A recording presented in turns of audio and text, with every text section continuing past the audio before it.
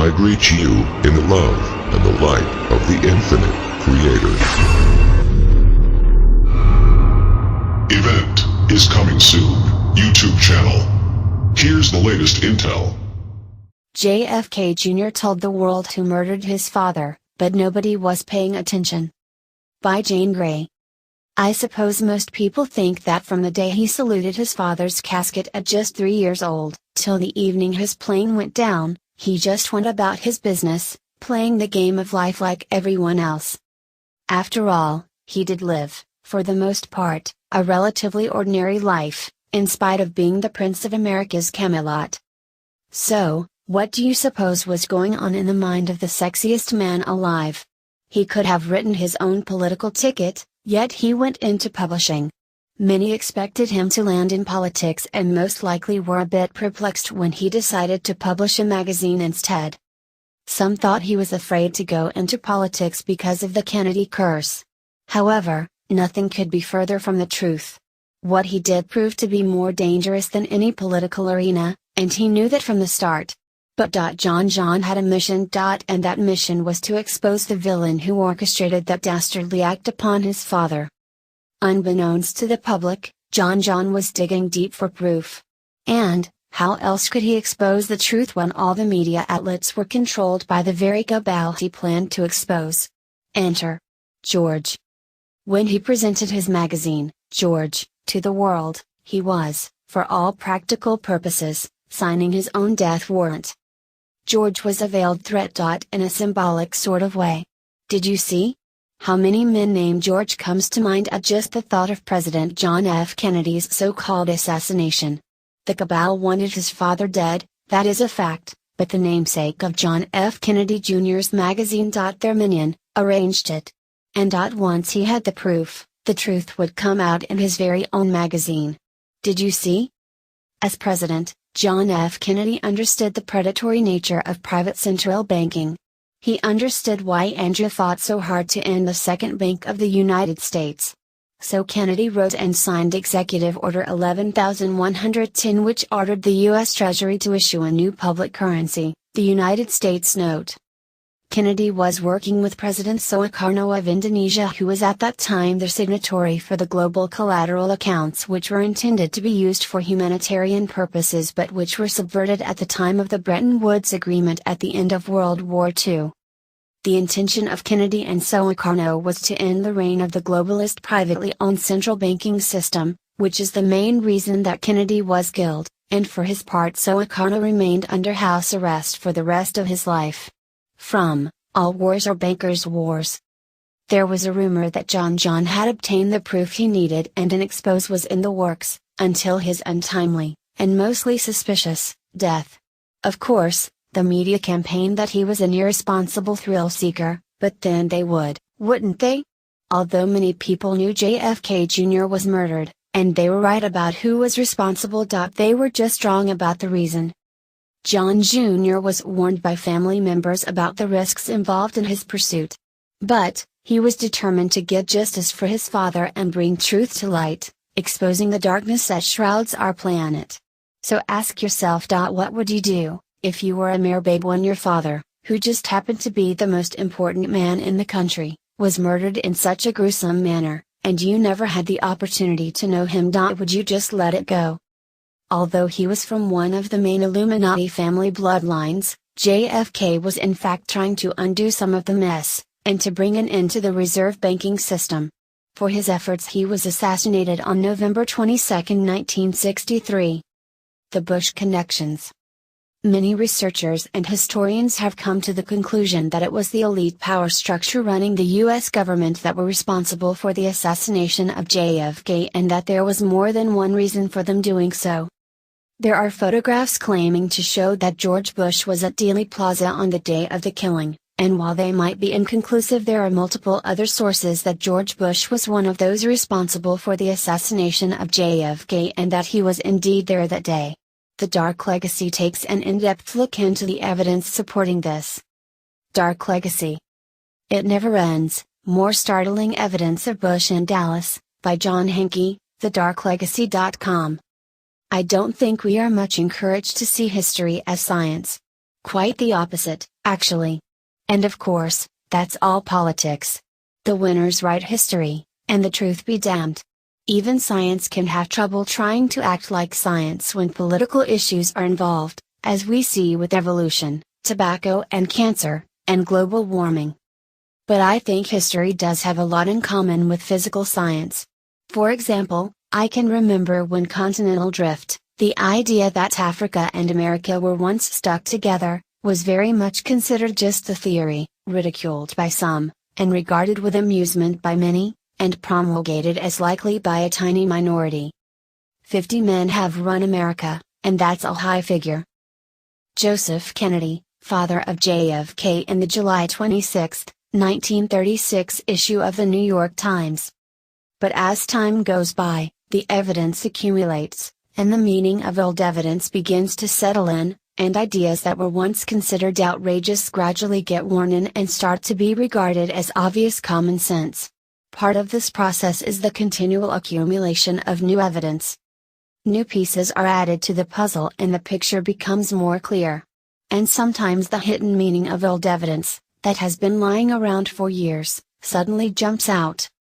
Evidence of the fossils and minerals that can be found on the east coast of Africa, and on the west coast of Brazil, may have been lying around for years, before someone decided to look and see if they matched, and found that they did, and proved conclusively that West Africa and Brazil were once attached.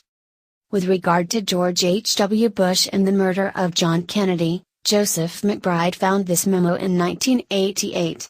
FBI Director J. Edgar Hoover wrote this memo 5 days after the assassination, naming George Bush as a CIA officer. The last, and most crucial paragraph, is very hard to read. The following is a transcription. The substance of the foregoing information was orally furnished to Mr. George Bush of the Central Intelligence Agency and Captain William Edwards of the Defense Intelligence Agency on November 23, 1963, by Mr. V.T. Forsyth of this Bureau. When it was first released in 1978, George Bush was an obscure bureaucrat, a virtual unknown. So when the best researchers on the planet saw this memo in 1978, they didn't pay much attention to it. When Bush became vice president 2 years later, no one was able to connect his now well-known name to this obscure memo. But when Joseph McBride was messing around in 1988, Bush was running for president, and when McBride saw the memo, he jumped up and shouted, "Hey, this memo is about Bush. It says he was in the CIA, way back in 1963. And for the longest time, the focus was on this simple isolated fact, that Hoover said Bush was in the CIA in '63. Bush said the memo must be referring to another George Bush, because he wasn't in the CIA at that time. But over the years, people were able to assemble the facts from Bush's personal life, showing his deep involvement with the CIA at that time, and with the CIA's anti-Castro Cubans. In the memo, Hoover calls them misguided anti-Castro Cubans. And over time, it has become undeniable, that Hoover was referring, in his memo, to none other than George Herbert Walker Bush. And for a while, that was it. End of story. But the title of this Hoover memo is, Assassination of President John Fitzgerald Kennedy. Isn't that important? Well, you'd think so. But for the longest time, no one made much of it. Besides, Hoover scarcely mentions the assassination in the memo, instead focusing on these misguided anti-Castro Cubans. The body of the memo does not appear, at first, to be in any way related to the title of the memo, The Assassination of President John F. Kennedy. But then Mark Lane, in his book Rush to Judgment, did the fabulous work of demonstrating, and in fact persuading a jury, that E. Howard Hunt, a major lieutenant in the CIA's misguided anti-Castro Cuban program, was in Dallas and involved in the assassination. With this background, with this framework to guide the researcher, it was then possible to assemble the considerable evidence linking Bush to Hunt. People might have taken some notice before that Bush made the unusual request, as Nixon's ambassador to the UN, to be given an office in the White House. They may have noticed that Hunt, although he was not being paid by anyone in the White House, or answering to anyone that we know of in the White House, also had a White House office. The very word secrecy is repugnant in a free and open society, and we are as a people inherently and historically opposed to secret societies, to secret oaths and to secret proceedings. Our way of life is under attack. Those who make themselves our enemy are advancing around the globe. No war ever posed a greater threat to our security. If you are awaiting a finding of clear and present danger, then I can only say that the danger has never been more clear and its presence has never been more imminent. For we are opposed around the world by a monolithic and ruthless conspiracy that relies primarily on covert means for expanding its sphere of influence, on infiltration instead of invasion, on subversion instead of elections, on intimidation instead of free choice, on guerrillas by night instead of armies by day. It is a system which has conscripted vast human and material resources into the building of a tightly knit, highly efficient machine that combines military, diplomatic, intelligence, economic, scientific and political operations. Its preparations are concealed, not published. Its mistakes are buried, not headlined. Its dissenters are silenced, not praised. No expenditure is questioned, no rumor is printed, no secret is revealed. But with the Hoover memo in hand, establishing Bush as a supervisor of the CIA's misguided anti-Castro Cuban operation, it is possible to connect Bush to Hunt at the Bay of Pigs. With this memo in hand, it is possible to connect Bush and Hunt as two CIA operatives with offices inside the White House. With this memo in hand, it is possible to answer who it was that Hunt answered to inside the White House, and how he got the office in the first place. And with all that, it is possible to connect Bush to Hunt, and therefore to Dallas, to Hunt in Dallas, and to the misguided anti-Castro Cuban assassins of John Kennedy. J. Edgar Hoover. Which is what Hoover did for us when he wrote the title of the memo. Little by little, the pieces start to fall into place. And pieces that in isolation meant nothing, become key parts of a whole picture. But even so, this is not a rock-solid connection. Hunt was directly involved in the murder of JFK and Bush supervised Hunt. But Bush probably supervised a lot of CIA people, not all of whom were directly involved in the assassination. A high-ranking officer may be connected to all of the acts of all of his troops, by reason of his being their commander. But it's not a direct connection. It doesn't establish that the officer knew about, or approved of, or was involved in, all the actions of those troops. Enter FBI memo number 2. It will come up again in a minute, so please read the first line carefully. Bush identifies himself to the FBI as an independent oil man from Houston. This memo establishes that sort of direct connection between Bush and Hunt, in Dallas, on the day of the assassination. This memo records Bush's phone call to the FBI, precisely an hour and 15 minutes after the assassination. When I first encountered this memo, and when I first put it into my movie, JFK Jr., I simply called it weird. I saw it only in isolation, a weird, isolated connection between Bush and the assassination. It took me years to see it in context. That is, to see that this phone call demonstrates, clearly, that George Bush was on duty that day. He was staying at the Dallas Sheraton because his duty assignment was in Dallas. His phone call to the FBI cannot have been random. This James Baird worked for Bush as a sign painter, he was not an assassin, this phone call is not what it purports to be. Bush was fulfilling some obscure undercover function in making this call. So the phone call has to be seen as part of his CIA assignment, which was clearly connected to the assassination. This memo then establishes that Bush was in the Dallas area, and on duty, and that his duty assignment was connected to the assassination. And if his men were in Dallas shooting the president, as they were, he was certainly on duty supervising them. The Society of Jesus aka the Jesuits, employs a variety of ruthless tactics to accomplish its long-term goal, of a new world order which pays homage to their Black Pope. One is carrying out political assassinations of world leaders who refuse to comply with its demands.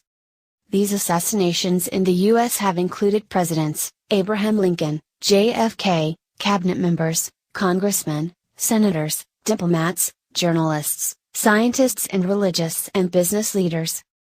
Assassinations are carried out by the aforementioned intelligence agencies and their mafia partners in the drug and gambling trades, often with collateral assistance from the Knights of Malta, the Freemasons, the Knights of Columbus, and Propaganda Do. P2. Such was the case in the assassination of President John F. Kennedy and some former popes. If he were not supposed to be supervising them, his bosses would have assigned him to be at his home office in Houston, Texas, or on his oil rigs in the Caribbean. But, even in context, this memo and the phone call it describes is still weird, no? I mean, how could Bush have been so stupid as to make this insanely incriminating phone call?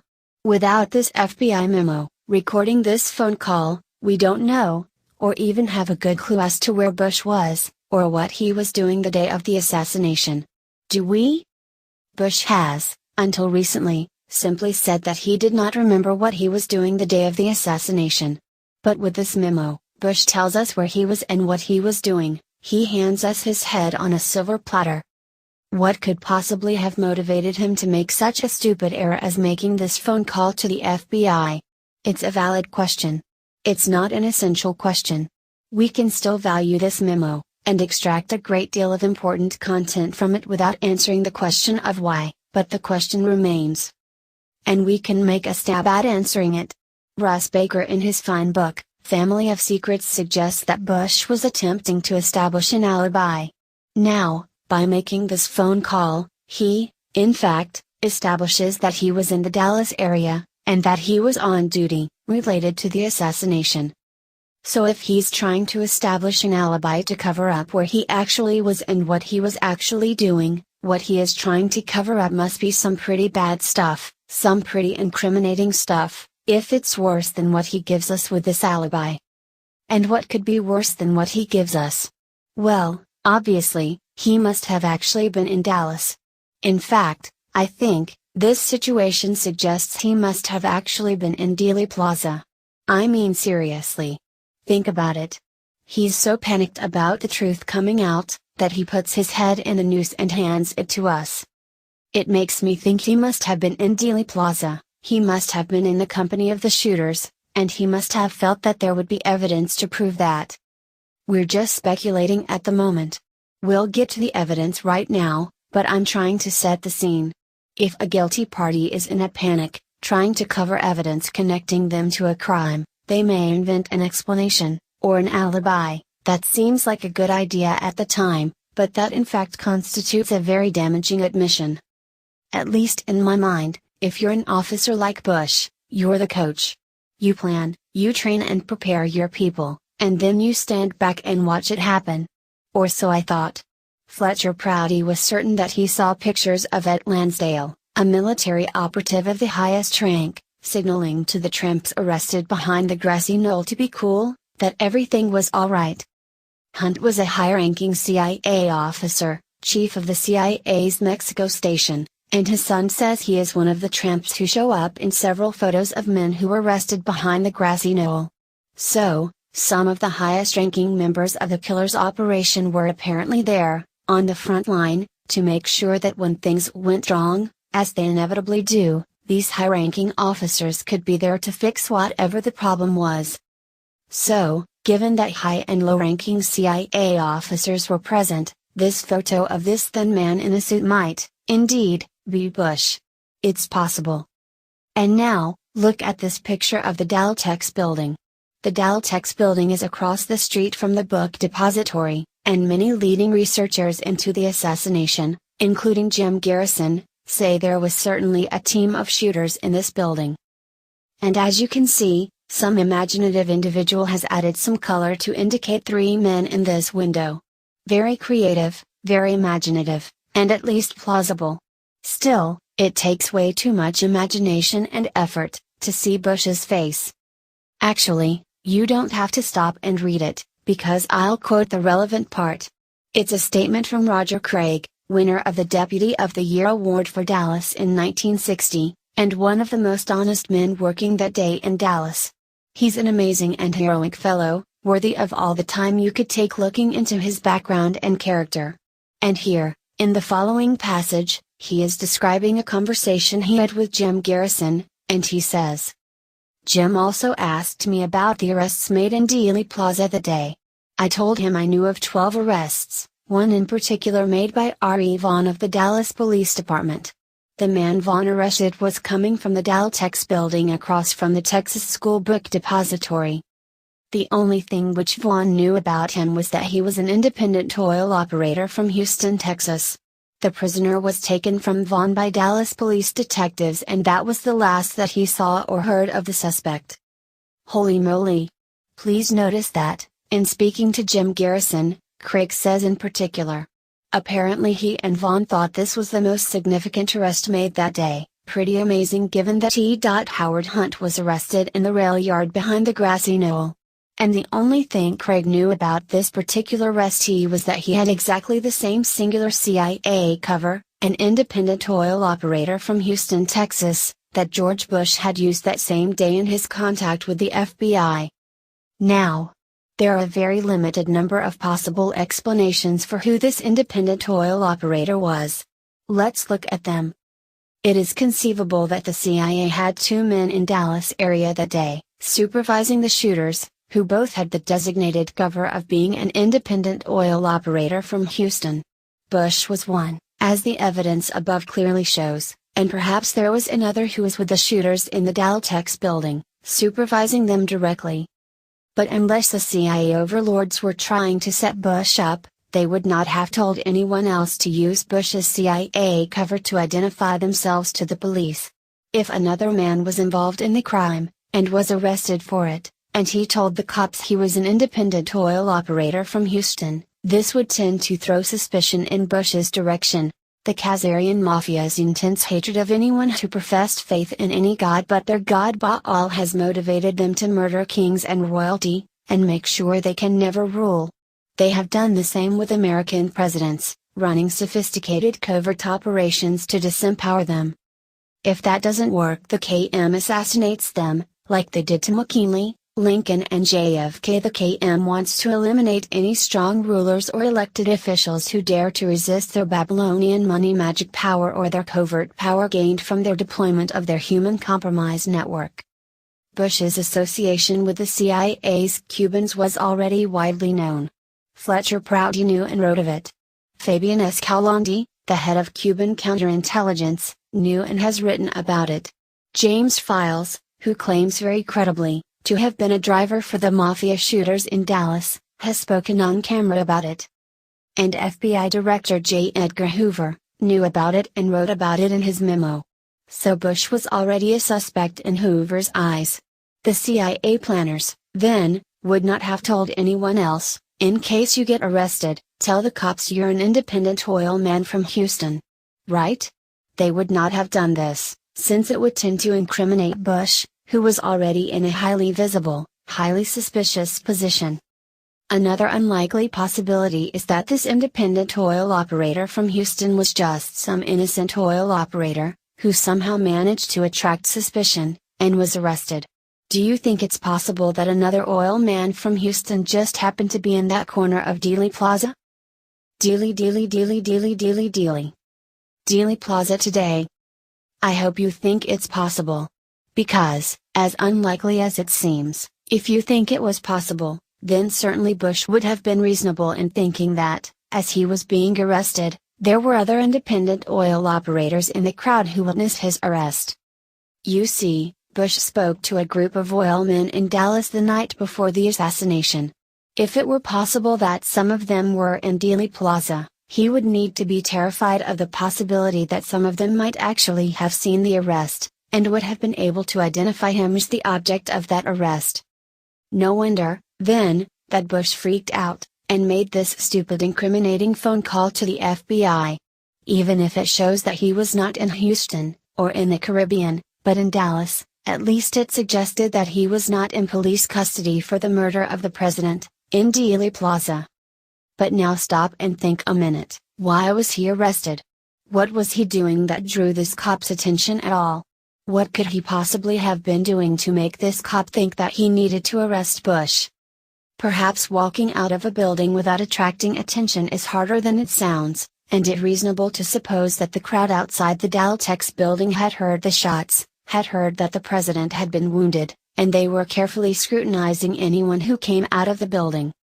But this story shows clearly that Bush was not the sort of cold-blooded killer who could take part in the murder of a man, and then act and look like nothing was going on as he tried to leave the scene of the crime. And it turns out that as an old man, Bush continues to suffer from this character trait, of being unable to hide feelings that need to be kept secret. As you can see below, at Jerry Ford's funeral, Bush suddenly breaks into a wide grin while speaking of the Kennedy assassination. This is not a Mona Lisa smile. This is face-wrenching spasm of glee. In a minute we'll take up the question of why Bush would grin at his recollection of watching John Kennedy's brains splatter. The point for us now is that he apparently had a similarly inappropriate, show-stopping expression on his face as he attempted to exit the Daltex building. He had the look of a murderer in his eye, so clearly that it could not be missed, as this funereal grin could not be missed. And the guilt plastered all over Bush's face drew people's attention. And this cop, Vaughn, arrested him. Now remember, Roger Craig tells this story in the context of his discussions with New Orleans District Attorney Jim Garrison about the suspects who were arrested that day and who then evaporated without leaving a mugshot, interview, fingerprint, or name. Garrison spoke not only to Roger Craig, but he no doubt spoke to Vaughn, who made the arrest. And Garrison adds the following. At least one man arrested immediately after the shooting had come running out of the Daltex building and offered no explanation for his presence there. Local authorities hardly could avoid arresting him because of the clamor of the onlookers. He was taken to the sheriff's office, where he was held for questioning. However, the sheriff's office made no record of the questions asked the suspect, if any were asked, nor did it have a record of his name. Later 2 uniformed police officers escorted him out of the building to the jeers of the waiting crowd. They put him in a police car, and he was driven away. Apparently this was his farewell to Dallas, for he simply disappeared forever. This vision of the panicked Bush being arrested, no doubt terrified as he was taken to the police station, and possibly even booked, though the record of any such booking has been destroyed, provides a context that explains a number of Bush's otherwise mysterious actions. Certainly Bush was freaked out and panic-stricken. An angry crowd clamored for his arrest, and jeered his release. Being a newbie in these dark affairs, Bush didn't have confidence in the ability of the old devils at CIA to make water run uphill, to make time run backwards, to silence the witnesses, to destroy the records, and make it all go away. And so he panicked. He acted on his own, stupidly. He called the FBI, thinking that he was cleverly providing evidence that it wasn't him who was arrested in front of the Daltex building that day. In his panic-stricken state, this seemed like a good idea. He was unable to see that he was actually creating a permanent and absolutely positive record of his involvement. We can now also explain the grin. He grins ridiculously at Jerry Ford's funeral, at the mention of John Kennedy's murder, not because he is such a ghoul that he thinks splattering the contents of Kenny's head all over Jackie Kennedy was funny, but because mentioning the assassination causes him to recall the comedy of errors that produced his own ridiculous panic, arrest, more panic, and so on. Garrison wrote his paragraph about Bush's arrest in 1988. Deputy Craig's article was written in 1971 and posted in 1992. But the significance of these paragraphs was discovered last week. There hardly was an internet in 1992 when Craig's article was posted. And for 19 years, no one noticed that this phrase, independent oil man from Houston, is a very unique description of Bush. No one noticed until last month, when one of the moderators of Murder Solved showed it to me. And I wrote about it to some friends, and one of them suggested I read what Jim Garrison had to say. So the pieces continue to fall into place. Little by little, the picture is filled in, the questions get answered. And the conclusions become more incontrovertible. This is just the sort of thing that happened with the theory of evolution and the Big Bang theory, and the theory of continental drift, all 3 of which are actually bunkum. And someday they may start to teach history, as a science, based on evidence, in the universities. Really. It could happen. At which point, Bush's involvement in JFK's murder will be taught, like evolution, as the only plausible explanation of the available reliable evidence. Final note: until recently, Bush had nothing more to say about his whereabouts the day of the assassination than that he doesn't remember where he was. That in itself is extraordinarily incriminating. Everyone who was alive at the time remembers where they were on 9/11, and on the day Kennedy was murdered. But, saying that he doesn't remember, however improbable, is at least consistent with Bush's autobiography, which mentions nothing. Lately, however, perhaps at least partly in response to my work, Bush and company have concocted a story that he was speaking in Tyler, Texas to the Rotary Club. The vice president of the Rotary Club, Aubrey Irby, says that Bush was speaking when the bellhop came over and told him that Kennedy was dead. Kitty Kelly, The Family, The Real Story of the Bush Dynasty, p.213, cited by Russ Baker in Family of Secrets, p.54. Mr. Irby passed the information on to Mr. Wendell Cherry, who passed it on to Bush, who stopped his speech. Irby says that Bush explained that he thought a political speech, under the circumstances, was inappropriate, and then he sat down. As a would-be alibi proving Bush's innocence, there are at least 3 huge problems with this story. The first is that it is inconceivable that Bush would not have remembered such an event, or that he would have left it out of his autobiography, since it shows what a fine and respectful fellow he is. If he didn't remember it sooner, or include it in his autobiography, it's clearly because it never happened. The second huge problem with this story is that it couldn't possibly have happened, that is, it is made impossible by Bush's original alibi, his phone call to the FBI, as you'll see. The witness who tells this story, Aubrey Irby, says that Bush excused himself and sat down. It doesn't say that he rushed out of the room in a frantic search for a phone. The problem is that Walter Cronkite's announcement to the world that Kennedy was dead came at 1:38 p.m. Certainly, no one was listening to Walter Cronkite in the same room in which Bush was speaking. Therefore we can be sure that this bellhop, who told Irby that Kennedy was dead, was in another room. The bellhop had to make the decision that he had heard enough of the news to leave off listening to the news. This is no small point. Texas Governor Connally was severely wounded. Lyndon Johnson was reportedly wounded. There was much other news to be confirmed. At some point, then, the bellhop decided to stop listening and go make an announcement. There's no reason to think Irby would be the first person he would tell. But at some point he went to the room where Bush was speaking and informed Mr. Irby that the president was dead. This walk to find Irby took time, of course. Mr. Irby had to receive the information, and then he had to decide to inform Mr. Wendell Cherry, the president of the Kiwanis. Mr. Cherry had to decide that he should interrupt Bush's speech. Mr. Cherry had to then walk over to Bush and tell him the news. Bush had to decide what to say, and he had to say it. And, according to the only witness, Mr. Irby, Bush then sat down.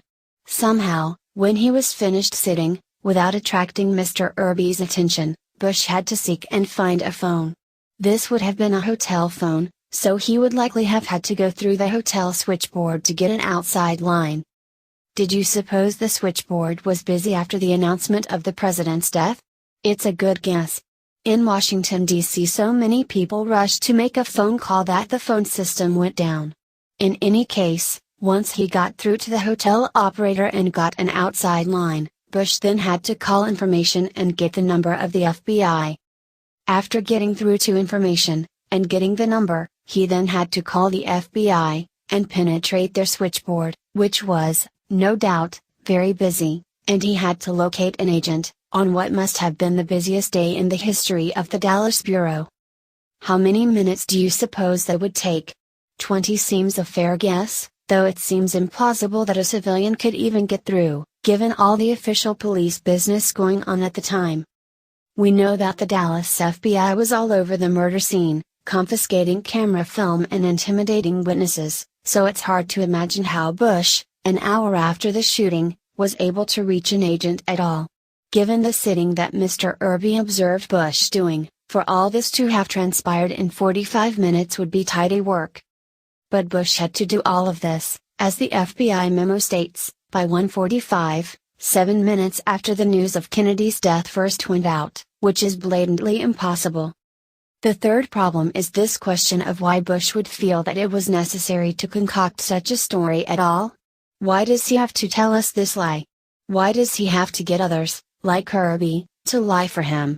The irony is that the harder he tries to make himself appear innocent, by lying, the more evidence he gives us of his guilt. There are some people who manage to point to this and say aha. That's why Bush was in Dallas. Not to kill the president, but to speak to the other oilmen. But as the Hoover memo shows, being an oilman was just a cover for Bush's real occupation as a CIA supervisor of trained killers. He needed an excuse for being in Dallas. This speaking engagement provided him with one. From the director of Dark Legacy, John Hankey. George Bush killed Kennedy. Or was it the Mafia? Maybe Castro did it. Who cares? It was 40 years ago. What difference does it make? It matters. The day he died we lost an invaluable treasure. This video documents that we lost a man of peace, who tried to cool off the Cold War, and to get the American people to see their Russian enemies, not as despicable inhuman monsters, but as people like us. On November 22, 1963, you lost the man who saved your life on October 17, 1962. At the height of the missile crisis, Kennedy's generals and advisors were urging him to launch a first strike attack against Cuba. They assured Kennedy that the Russian missiles in Cuba were not nuclear and were not ready, but that he and they should quietly slip away to the safety of bomb shelters anyway, just to be safe, and then launch an attack, leaving the rest of us out to die. Kennedy thought about it. And then he told them that nobody was going anywhere. If anyone died, they would be the first to go, sitting as they were in the White House, the prime target of those Russian missiles. Together they then figured out a safer plan. Robert McNamara, Secretary of Defense at the time, recently learned from the Russians that the missiles were armed, were ready, were nuclear, and that their commanders were authorized to use them in case of an attack. If you live in the Northern Hemisphere, the lives of your parents, and your future, were certainly saved by John Kennedy on that day. It matters that his killers be exposed. And while Kennedy famously went after the CIA, and refused to commit troops to Vietnam, I always wondered why he didn't more openly attack this military-industrial complex. And then I stumbled upon a speech he gave at the United Nations. As you will see in the video, he called upon the Russians, and United Nations, to help him to take on this military-industrial complex, in order to abolish all armies and all weapons. But he was swept away. And in the years since, millions have died in needless wars, trillions of dollars have been wasted on defense, and millions more people have lived and died needlessly in poverty. It matters that we lost him. In 2007, Bruce Willis told Vanity Fair magazine, "They still haven't caught the guy that killed Kennedy. I'll get killed for saying this, but I'm pretty sure those guys are still in power, in some form. The entire government of the United States was co-opted." Now Willis probably would not mind my suggesting that he's no genius. At best, his observation is common sense. 80% of the American people agree with him. Indeed, this video, proving that Kennedy was brought down by the most powerful men in the world and their hired thugs, is not based on secret documents. It is all information that has merely been suppressed. Oswald allegedly shot Kennedy from behind. But the day he died, the NY Times carried this story, told by the doctors in Dallas, that Kennedy had an entrance wound in his throat, another in his right temple, and a large gaping exit wound in the back of his head. After talking to the emergency room doctors, Kennedy's press secretary described, to the assembled press, a shot to the right temple from the right front that went right through the head. All of the witnesses near the right front, the grassy knoll, described hearing shots from that direction, and dozens of witnesses raced up the knoll in pursuit of the shooters. These witnesses talked to the press. But all of this information has been suppressed for the last 50 years. By whom? Who could? You will also see in this video the overwhelming best evidence, from the best witnesses, proving beyond a reasonable dispute, that Kennedy's body was stolen from Air Force One, and the wound to his right temple was mutilated, before the autopsy. Jackie Kennedy kept watch over an empty casket on the flight from Dallas to Bethesda Naval Hospital. Then the body was quietly taken to Bethesda for the autopsy, arriving 20 minutes before Jackie and the empty casket. Who had the power to arrange this? Who has the power today to suppress all this evidence? And to continue to bombard us with ridiculous lies about a lone gunman? It's a short list, isn't it? It doesn't include the mafia, or the Russians, or Castro. It does include the Bush family, or rather their masters in big oil, the banking elite, the backbone of the military-industrial complex. These men, and their successors, carried out the attacks of 9/11. It matters. Operation Northwoods. In the covert war against the communist regime in Cuba under the CIA's Operation Mongoose, the U.S. Joint Chiefs of Staff unanimously proposed state-sponsored acts of terrorism inside the United States. The plan included shooting down hijacked American airplanes, the sinking of U.S. ships, and the shooting of Americans on the streets of Washington, D.C. The outrageous plan even included a staged NASA disaster that would claim the life of astronaut John Glenn. Reeling under the embarrassing failure of the CIA's botched Bay of Pigs invasion of Cuba, President Kennedy rejected the plan in March of 1962. A few months later, Kennedy denied the plan's author, General Lyman Lemnitzer, a second term as the nation's highest-ranking military officer. In November of 1963, Kennedy was assassinated in Dallas, Texas. For additional information, please visit our website, theeventiscomingsoon.com, and our Facebook page at facebook.com/theeventiscomingsoon, your alternative news source for disclosure and the event. Make sure you search our library of videos. You may have missed some very important information and intel. Remember to subscribe to receive updates on our new videos. Stay tuned. We leave you in the love and the light of the one infinite Creator. Go forth and rejoicing in the power and the peace of the one Creator. Victory of the light. Event is coming soon. YouTube channel.